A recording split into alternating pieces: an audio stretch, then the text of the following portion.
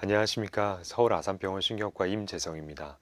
오늘 말씀드릴 내용은 기억을 잘 지키기 위해서 어떻게 해야 될지 한번 간단하게 20분 동안 말씀드리고자 합니다. 치매에 대한 여러 강의들을 들으셨을 텐데요. 오늘은 간략한 개략적인 내용들을 먼저 말씀드리고 특히 신약에 대한 내용을 조금 담아 보았고요.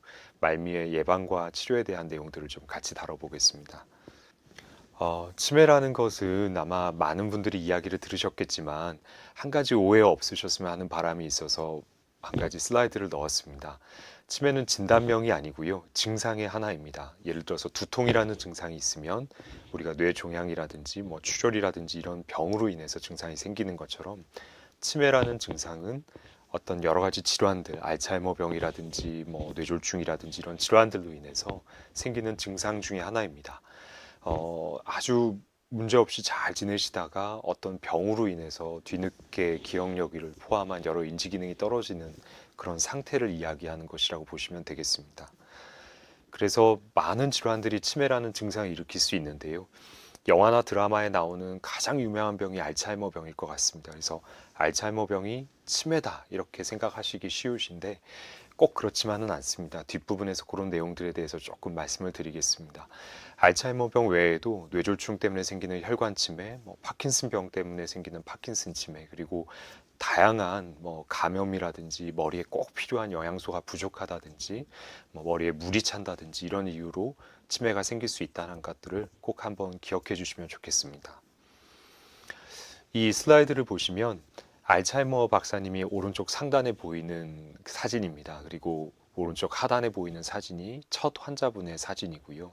가장 유명한 치매 원인 질환이라고 보시면 되겠습니다. 그래서 기억력부터 서서히 나빠져서 한 10년에 걸쳐서 조금씩 나빠지기 때문에 처음에는 이거 그냥 나이 들어서 그렇지 내가 무슨 병이야 이렇게 생각하시기 굉장히 쉽습니다. 그래서 꼭 어떤 초기 증상들이 나올 때 한번 건강검진 받듯이 검사를 받아봐야 되겠다라는 생각을 해주시면 좋을 것 같고요.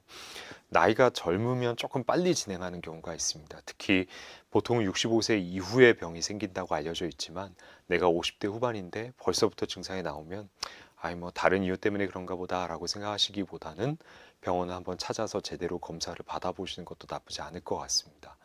아밀로이드라고 하는 유명한 단백질이 원인이 되어서 생기는 병이 알츠하이머 병입니다. 그 진단 과정에 대해서 궁금하실 것 같아서 한 장 슬라이드를 넣었습니다. 진단 과정은 처음에는 기억력 검사를 통해서 문제 여부를 확인하게 되고 이후에 이제 피 검사도 하고 MRI도 찍게 됩니다. 병원을 찾으시게 되면 먼저 이제 의사 선생님들이 기억력 검사를 해보겠습니다라고 권유를 많이 하실 텐데요. 또 이 부분에서 많은 걸림돌이 있습니다. 기억력 검사 그냥 지필 검사하고 시험 보는 게 무슨 정확하겠냐, 이런 검사는 하고 싶지 않다라고 생각하시는 분들이 많으신데요. 꼭 필요한 검사입니다. 우리가 이 검사를 통해서 학생들이 시험을 보면 점수가 나오는 것처럼 기억력이 어떻다, 계산력이 어떻다, 또 공간을 이해하는 능력이 어떻다, 이런 구체적인 점수를 얻게 되고 이게 기반이 돼서 내 인지 기능이 정상이다, 나이에 따라서 떨어졌다, 아니면 정말 치매를 의심해야 될 정도로 심각하다, 이런 것들을 구분할 수가 있게 됩니다. 그래서 반드시 검사를 받고 싶지 않으시더라도 꼭 필요한 검사라는 것들을 이해해 주시면 좋을 것 같습니다. 이 검사를 토대로 내 기억력에 문제가 있다라는 것들이 객관적으로 확인이 되면 그 이후에 어떤 병으로 인해서 어떤 질환으로 인해서 이 기억력이 문제가 생겼나라는 것들을 확인하기 위해 이제 혈액 검사도 받고 MRI도 찍고 하는 것이라고 생각해 주시면 좋을 것 같습니다. 혈액 검사도 예를 들면 내과에서 검사했는데 가정학과에서 얼마 전에 검사했는데 또 해야 되나요? 라고 물어보시는 경우도 많으신데요. 이제 각각 하는 검사가 조금 다르다고 생각해 주시면 좋을 것 같습니다. 이제 저희가 머리에 특별히 추가적으로 확인하는 수치들이 있습니다. 예를 들면 비타민 중에서도 특별히 B12라든지 엽산이라든지 또는 감염 일부 지표들, 그리고 갑상선 호르몬 몇 가지 지표들을 보기 때문에 내과나 가정학과에서 하시는 검사들하고 조금 다른 검사라고 이해해 주시면 좋을 것 같고, 특히 어떤 특정 유전자를 갖고 계시면 병이 반드시 생긴다는 건 아니지만 내가 남들보다 어떤 나쁜 물질을 처리하는 능력이 좀 떨어져 있다, 약해져 있다라는 것들을 알 수 있기 때문에 그런 유전자 검사는 일반적인 검사에선 잘 포함되어 있지 않습니다. 그래서 이런 기억력 검진을 했을 때 피 검사를 하자고 들으시면 한번 검사를 받아보시면 조금 더 구체적인 정보를 얻으실 수가 있습니다. MRI는 조금 복잡한데요.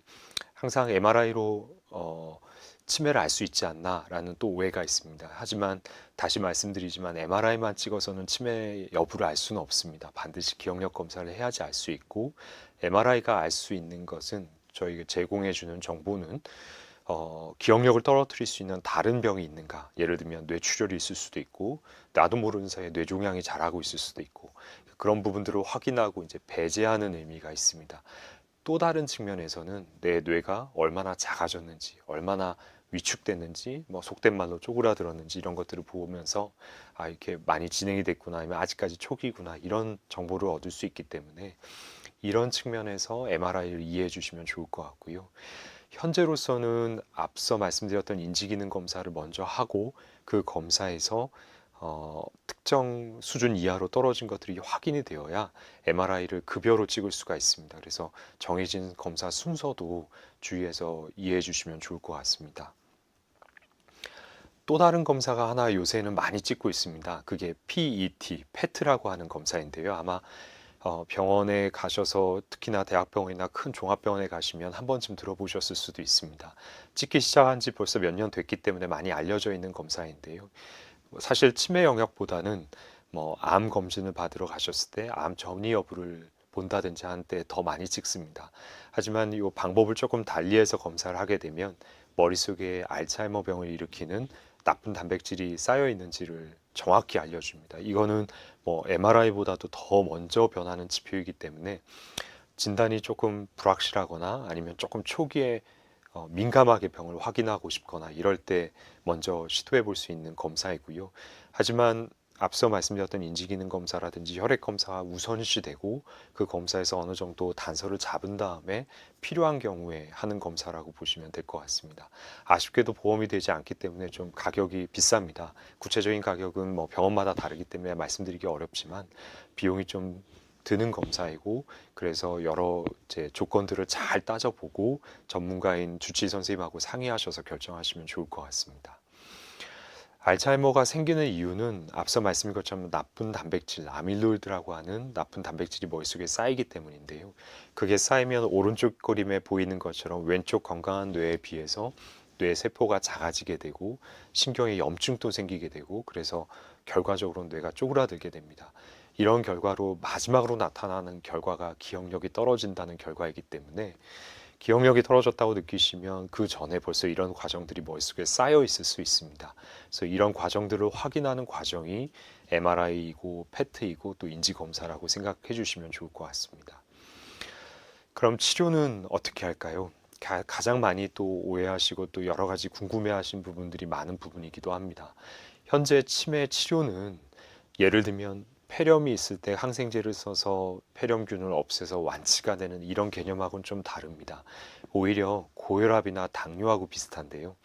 고혈압이나 당뇨에 걸리시면 혈압약을 잘 드시고 또 당뇨약을 잘 드셔서 합병증을 막는 게, 관리하는 게 치료의 목표라고 보시면 될 것 같습니다. 그래서 고혈압약을 잘 드셔서 심장병이 오지 않게 하고, 당뇨약을 잘 드셔서 눈에 망막에 문제가 생기지 않고 콩팥이 망가지지 않게 하는 게 치료의 큰 목표인 것처럼 치매 치료도 그런 방법으로 이해해 주시면 좋을 것 같습니다. 약을 드신다고 해서 치매가 완전히 사라진다, 병이 완전히 없어진다, 이런 것은 아니고요. 꾸준히 잘 관리함으로써 우리가 영화나 드라마에 나오는 그런 중증 치매, 누군가의 도움이 24시간 계속 필요한 그런 상황들을 막고 최대한 늦춘다라고 생각하시면 좋을 것 같습니다. 그래서 써 있는 것처럼 치매 치료의 목표는 중증화를 막는 것이다 라고 이해해 주시면 좋을 것 같고요. 그런 의미에서 초기에 치료를 시작하면 시작할수록 이런 진행을 억제하는 효과가 더 큽니다. 그래서 항상 일찍 검진을 받으시고 일찍 치료를 시작하는 게 최대한 유리하다라고 생각해 주시면 좋을 것 같습니다.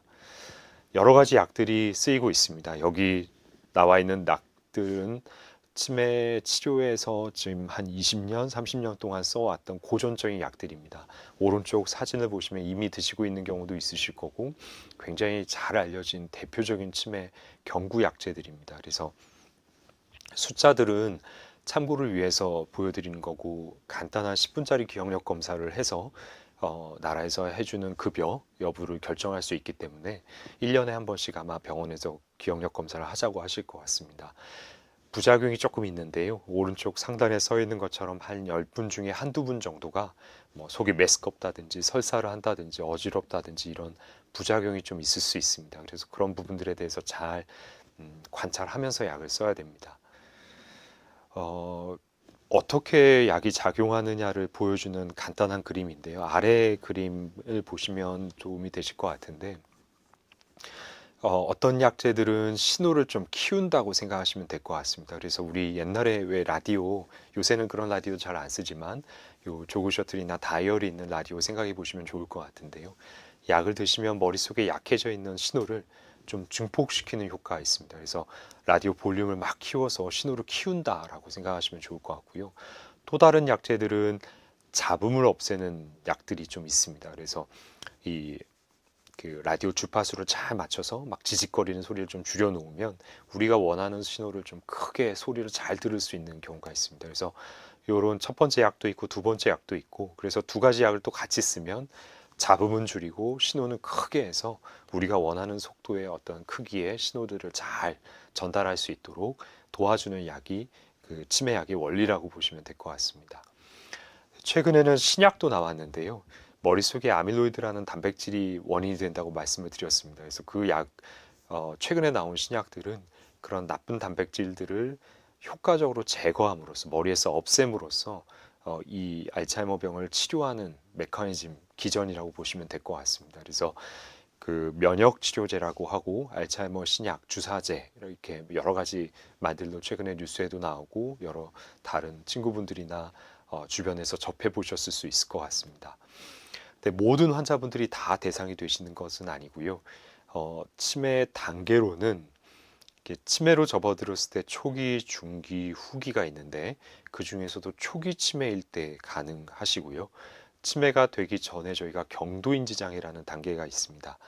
증상도 이게 뭐 정상도 아니고 치매도 아니고 그 중간 단계인데 요거를 이제 치매는 아니지만 인지장애가 있다 해서 경도인지장애라고 하는데 이 신약은 초기 치매 단계이거나 경도인지장애 단계일 때만 쓸 수 있습니다. 그래서 빨리 검사를 받아서 이 초기일 때만 이제 사용을 하실 수 있는 거죠. 그리고 모든 경도인지장애 치매 환자분들이 쓸 수 있는 것은 아니고 이 원인이 아까 한 90여 가지 원인 질환이 있다고 말씀을 드렸는데 그 90가지 넘는 원인 중에 딱 하나 알츠하이머 병에 의한 초기 치매나 경도인지 장애일 때만 약을 쓸 수가 있습니다. 그래서 이런 과정을 거쳐서 이런 검사들을 거쳐서 약에 적절하겠다라고 확인이 되시면 신약 치료를 받을 수 있겠습니다. 하지만 또 한편으로 주의가 필요한 사항도 있는데요. 뭐 너무 체중이 적거나 너무 체중이 많이 나가시는 경우에 약을 쓰기가 어렵고 꼭 보호자분이 같이 계신 경우에만 약을 권고드리고 있고 내가 발작성 질환을 알았다든지 뇌출혈을 알았다든지 하면 또 치료가 제한될 수 있습니다.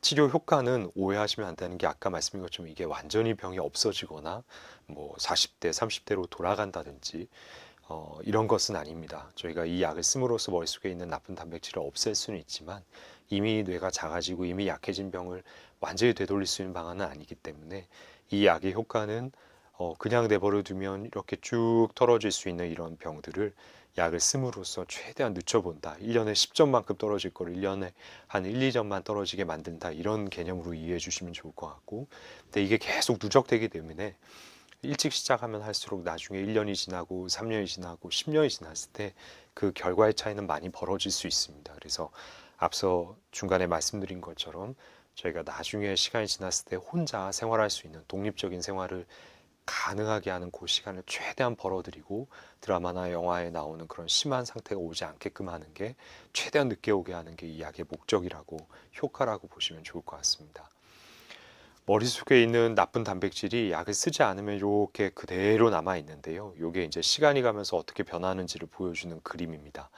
약을 쓰면 요 밑에 3개월, 6개월, 12개월인데 불과 석 달만 해도 이렇게 뚝뚝 나쁜 단백질이 떨어지고 반년이 지나면 한 절반만큼 없어지고 1년이 지나면 상당 부분 깨끗하게 만드는 것들을 볼 수가 있습니다. 이런 효과를 기대하고 이런 신약을 쓰는 것이라고 보시면 되겠습니다.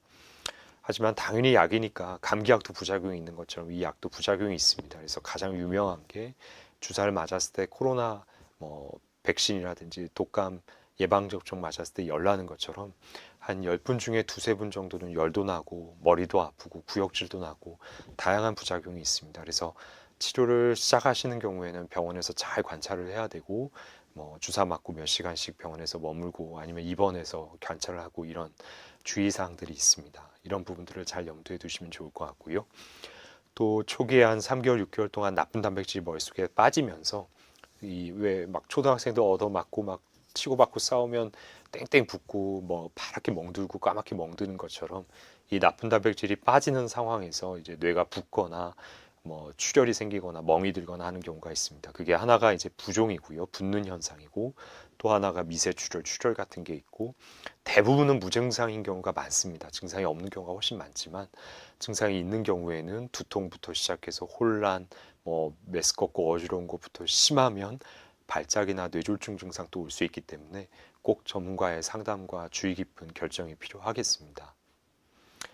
이런 부작용들이 초반에 많이 나타나기 때문에 치료를 시작하기 전에 MRI도 필요하고요. 치료를 시작하고 나서 3번 주사 맞을 때, 5번 주사 맞을 때, 7번 주사 맞을 때, 많게는 14번째나 26번째까지 MRI를 굉장히 자주 찍습니다. 그래서 막 뒤늦게 증상이 나타나기 전에 미리 MRI로 확인을 하고 뭔가 문제가 있을 법하면 바로 주사를 중단한다든지 쉬었다가 다시 치료를 재개한다든지 이런 안정장치들을 갖고 있다고 생각하시면 되겠습니다. 2주마다 주사를 맞아야 되거든요. 그래서 아무래도 불편할 수밖에 없기 때문에 차후에는 저희가 그 복부의 인슐린처럼 자가주사 같은 것도 개발이 되고 있고 미국에선 벌써 쓰이고 있고요. 그래서 이런 것들이 앞으로는 우리나라에서도 또 널리 쓰일 수 있지 않을까 하는 생각입니다. 앞으로 또 1년이 지나고 3년이 지나면 많은 부분에서 또 좀 더 편하게 여러 환자분들께서 치료받으실 수 있는 기회가 생기지 않을까 생각하고 있습니다. 치료의 또 다른 큰 축이 약물이 아닌 비약물적인 치료가 있습니다. 그래서 뭐 병원에 가서 상담을 받으시면 많은 선생님들께서 주치의 선생님들께서 뭐 운동하시라 공부하시라 이런 얘기들을 많이 하실 것 같습니다.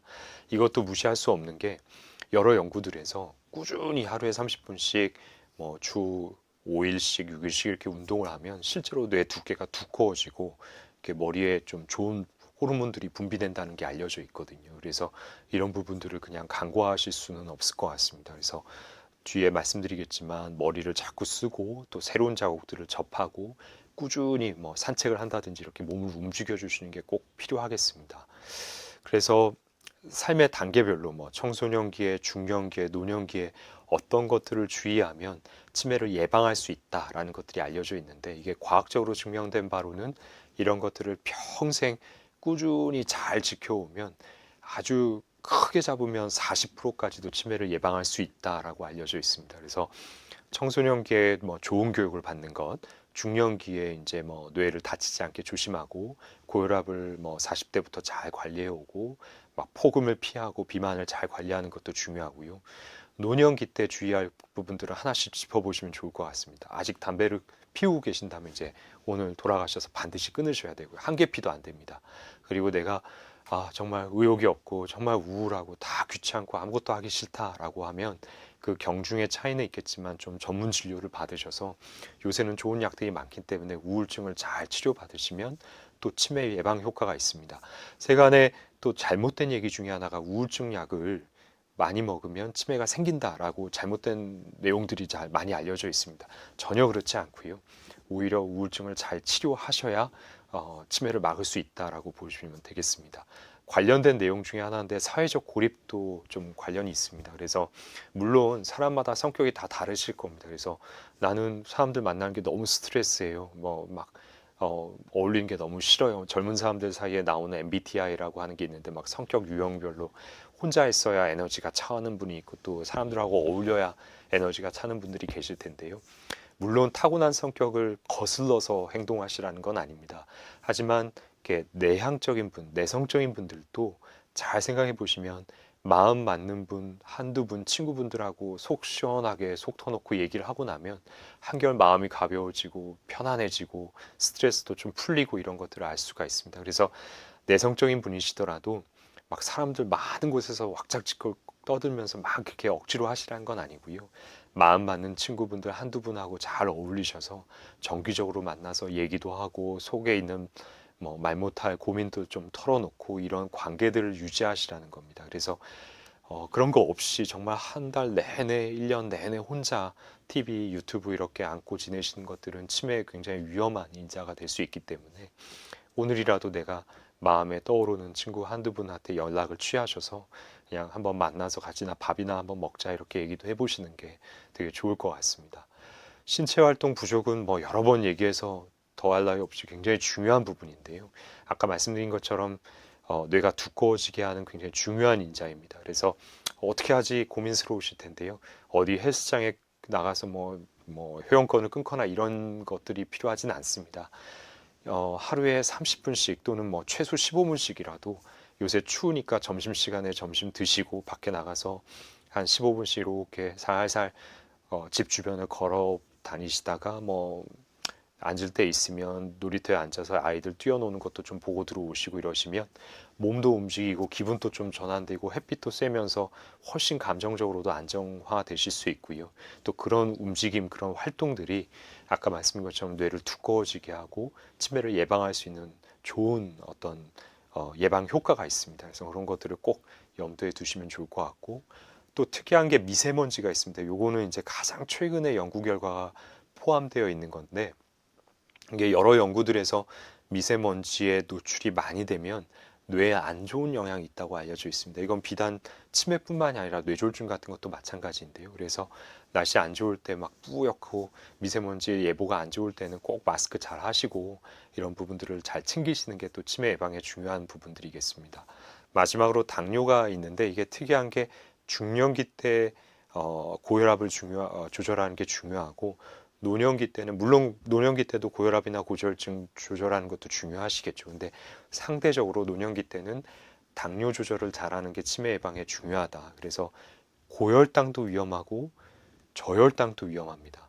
그러니까 고혈당만 신경 쓰시는 경우가 많은데 저혈당도 못지않게 위험하기 때문에 내가 이제 뭐 끼니를 걸었는데 밥맛이 없어서 밥을 잘 안 먹고 싶다 하셔도 꼭 당뇨약을 드시는 경우에는 특정 그 적절한 정도의 음식 섭취를 하시고 당뇨약을 드셔야지 식사는 안 하시면서 약만 꼬박꼬박 드시면 또 저혈당의 위험성이 있습니다. 그래서 잘 식사를 챙겨 드시고 꾸준히 약을 챙겨 드시고 하는 게 굉장히 중요하다고 보시면 좋을 것 같습니다.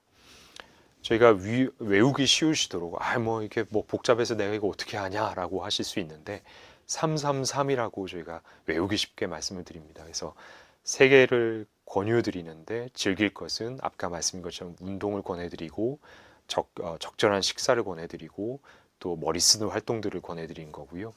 금할 것도 있습니다. 세 개의 금할 것이 너무 포금하시지 말고 절주하시고 금연하시고 그다음에 머리 다치지 않게 뭐 넘어지고 머리 부딪히고 이런 것들 주의하라고 말씀을 드리고요. 세 가지 챙길 것은 아까 말씀드렸던 혈당 같은 거 챙기셔야 되고 사람 만나고 뭐 마음에 맞는 친구들하고 이야기하는 것들 챙겨야 되고 또 자주 검사를 받아보고 괜찮겠지 하고 뒤로 미루시지 말고 조기 검진을 받으시라는 거죠. 그래서 이렇게 세 개를 권하고 세 개를 금하고 세 개를 챙기자 이런 것들이 이제 왼쪽에 나와 있는 내용들이라고 보시면 되겠습니다. 운동을 어떻게 할까? 뭐 이 작은 거라서 뭐 이 시간에 운동을 다 가르쳐 드리기는 어렵고요. 내 몸에 맞는 운동을 한다라고 생각하시면 됩니다. 내가 신체적으로 근육도 좀 있고 운동을 좀 했던 사람이다. 그러면 뭐 요새 유행하는 뭐 파크 골프 같은 것도 괜찮고 아쿠아로빅 같은 것도 괜찮고요. 네, 그런 건 나 관절 아프고 허리 아파서 못 하겠다. 그러면 제자리에서 할 수 있는 이런 체조들도 있습니다. 그래서 관절에 부담되지 않는 선에서 할 수 있는 여러 가지 운동들이 있으니까 이런 것들을 참조해서 이런 부분들은 복지관 선생님들도 굉장히 전문가들이십니다. 그래서 주변에 있는 선생님들께 나 좀 운동 알려달라 해서 할 수 있는 정도의 운동을 내 몸에 맞게 내 체력에 맞게 일주일에 5일씩 30분씩 꾸준히 해주시는 게 굉장히 중요하겠습니다. 그래서 그런 부분들을 꼭 염두에 두시면 좋겠습니다. 뭘 먹어야 돼요? 라는 질문도 굉장히 많이 받는데요. 저희가 기본적으로는 가리지 말고 골고루 드세요 라고 말씀을 드립니다. 뭐 가려서 드시는 것보다 더 중요한 게 체중 안 빠지고 꼭 그 적절한 식사를 잘 챙겨 드시는 게 제일 중요하시고요. 그렇게 챙겨 드시는 게 기본적으로 되어 있다면 조금 이제 좋은 음식들을 드시는 게 좋은데, 이게 이제 권장되는 음식이 뭐 통곡물이라든지 녹황색 야채, 견과류, 그리고 콩하고 가금류 같은 것들을 통해서 단백질 섭취를 많이 하시고 등푸른 생선을 챙겨 드시고, 거기에 비해서 이제 아예 드시지 말라는 게 아니라 조금 제한돼서 적절하게 좀 양을 좀 제한해서 조금씩 드시라 하는 것들이, 붉은 고기라든지 고지방 치즈, 빵이나 설탕, 과자, 튀긴 음식, 패스트푸드는 가급적이면 조금 피하시면 좋고요. 아, 근데 이런 거 안 먹으면 난 낙이 없어요 라고 하면 당연히 드실 수 있습니다. 이건 뭐 입에도 대지 말라는 얘기는 아니지만 가능하면 양을 많지 않게 했으면 좋겠다라는 내용입니다. 그래서 다시 말씀드리지만 이런 것들을 지키시면 좋다는 것이고요. 기본적으로는 하루 3끼 꾸준히 적절한 칼로리를 섭취하는 게 제일 중요하겠습니다. 마지막으로 이제 제일 중요한 게 이런 것들을 골고루 하셔야 됩니다. 어느 하나에 치우쳐서는 예방 효과가 없다고 알려져 있고요. 최근에 나오는 여러 가지 학술 연구들을 보면 음식도 챙기고 운동도 하시고 인지 훈련도 하시고 이렇게 여러 가지 사람도 만나고 여러 가지를 동시에 다 해야 우리가 원하는 예방 효과를 누릴 수가 있습니다. 그래서 아, 이거 너무 어려운 숙제 아닌가요? 라고 할 수 있지만 하나씩 하나씩 해보다 보면 내 몸에 붙게 되고 내 마음에 붙게 돼서 습관이 됩니다. 그래서 그런 부분들을 하나씩 하나씩, 이거 한 번에 다 하려고 하면 너무 힘드니까요. 오늘은 내가 먹는 것 좀 챙겨봐야 되겠다. 오늘은 내가 머리 좀 써봐야지. 오늘은 내가 우리 복지관 선생님 통해서 운동 좀 배워봐야 되겠다 해서 하루에 한 가지씩만 이렇게 꼭꼭 챙기셔도 이게 한 달이면 벌써 내 몸에 붙는 것을 볼 수가 있으실 겁니다. 그래서 꼭 하나하나씩 다양하게 다 같이 챙겨야 된다는 것들을 염두에 두시고 잘 노력해 보시면 좋겠습니다. 제가 준비한 내용은 여기까지인데요. 주마간산처럼 이렇게 바쁘게 말씀을 드렸지만 초반에 이게 치매가 어떤 증상이고 어떤 병으로 인해서 생기고 알츠하이머 병을 어떻게 진단할 수가 있고 왜 인지검사가 중요한지, MRI로 왜 그 치매를 다 알 수 없는지, 패트는 어떤 검사인지, 요새 나오는 신약은 어떤 의미가 있는지, 그리고 마지막에 예방을 위해서는 어떤 것들을 챙기셔야 되는지 이렇게 쭉 말씀을 드렸습니다. 그래서 이 시간을 통해서 치매라는 병, 특히 알츠하이머라는 병에 대해서 조금 더 자세하게 알 수 있으시면 좋을 것 같고요. 궁금하신 점이 있으시면 주변에 있는 우리 신경과 전문의 선생님들을 찾아가셔서 주治선생님을 통해서 자세히 또 상담 받으시면 좋을 것 같습니다. 긴 시간 집중해 주셔서 너무 감사합니다. 건강하시길 바라겠습니다. 감사합니다.